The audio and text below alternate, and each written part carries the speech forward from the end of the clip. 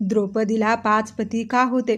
द्रौपदीला 5 पती होते. पूर्वजन्मी खूप महत्त्वाकांक्षी होती. यामुळे एक विचित्र परिस्थिती तिने स्वतःवर ओढून घेतली होती. याबाबत महाभारत आदिपर्वमध्ये 197 येथे आलेल्या कथेनुसार द्रौपदी पूर्वजन्मी मुदुगल ऋषीची नलायनी नावाची पत्नी होती. मुदुगल ऋषी म्हातारे असल्याने तिच्याविषयी वासना पूर्ण झाली नाही. तेव्हा तिने महादेवाची कठोर तपश्चर्या केली. महादेव प्रसन्न झाले व म्हणाले, तुला हवा तो वर माग. तेव्हा अतिशय आनंद विभोर होऊन ती महादेवांना म्हणाली, देवा, मला असा पती हवा जो साक्षात धर्माचा प्रतीक असेल, हनुमंताप्रमाणे बलवान असेल, रामाप्रमाणे अद्वितीय धनुर्धर असेल, कामदेवाप्रमाणे अतिसुंदर असेल, तसेच अनुपम सहनशील असेल. हे ऐकून महादेव म्हणतात, तथास्तु कन्ये, पण एक लक्षात ठेव, हे सर्व गुण एका व्यक्तीकडे असणे अशक्य आहे, पण माझा आशीर्वाद व्यर्थ जाणार नाही.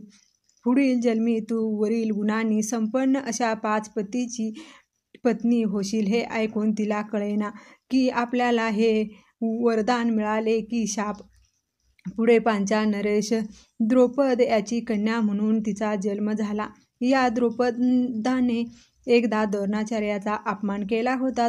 द्रोणाचार्याने आपल्या शिष्याकडून द्रौपदाला पराभव केला. याचा बदला म्हणून द्रोणाला मारणारा पुत्र होण्यासाठी द्रौपदने यज्ञ आरंभला. त्या यज्ञातून एक पुत्र बाहेर आला. त्याचे नाव धृष्टद्युम्न असे ठेवण्यात आले व त्याच्यासोबत एक कृष्ण वर्ण मुलगीही बाहेर आली. तीच द्रौपदी होय. महाभारत आदिपर्व 167. द्रौपदी उपवर होताच त्यांनी स्वयंवर मांडण्यात आले. पांडव यावेळी लक्षागृहातून सुटून एक चक्रागावात ब्राह्मण वेशात राहत होते. भिक्षा मागून ते आपला उदरनिर्वाह करत. स्वयंवराची वार्ता ऐकून पांडव पांचाल देशात गेले. धनुर्विद्येत निष्णात असलेल्या पराभवी वीरास द्रौपदी द्यावी अशा इच्छेने द्रौपदाने धनुष्य व फिरते यंत्र सिद्ध केले. धनुष्यात दोरी लावून तो यंत्रातील लक्ष्य वेध करीत अशा कुलीन वीराला द्रौपदी माळ घालेल असे घोषित केले. तेव्हा कर्ण उठला, पण तो सूतपुत्र आहे असे सांगून द्रौपदीने त्याला नाकारले. इतर राजांनीही निष्फळ प्रयत्न केले. शेवटी अर्जुनाने तात्काळ लक्ष्यभेद केले व द्रौपदीने त्याला माळ घातली. जिंकलेल्या द्रौपदीशी धर्मराजाने विवाह करावा असा अर्जुनाचा आग्रह होता, तर अर्जुनाने पण जिंकल्यामुळे त्यानेच त्याच्याशी विवाह करावा असा धर्मराज म्हणत होते. अखेर 5ही पांडव आपल्या आईकडे गेले. मोठी भिक्षा आणली आहे असे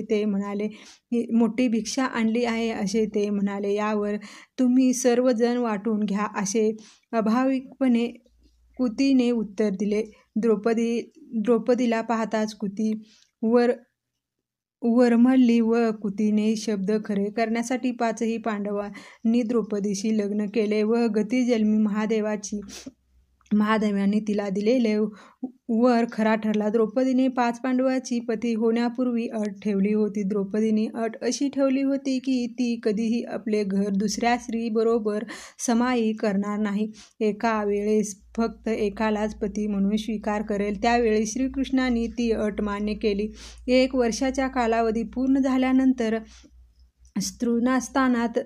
स्थानानंतर दुसऱ्या पांडवाला पती म्हणून स्वीकारेल. तिची ही अट पूर्ण करण्यासाठी बहुपत्नीत्व असूनही पांडव इतर बायका इंद्रप्रसाद आणू शकले नाहीत. मात्र नंतर अर्जुनाने द्रौपदीच्या सहमतीने आपली दुसरी पत्नी सुभद्राला घेऊन आले. श्रीकृष्णाच्या सल्ल्याने द्रौपदीने सुभद्राला तिच्या घरात स्थान दिले. द्रौपदीने जन्मलेल्या युधिष्ठिराच्या मुलाचे नाव प्रविद्ध ठेवले गेले.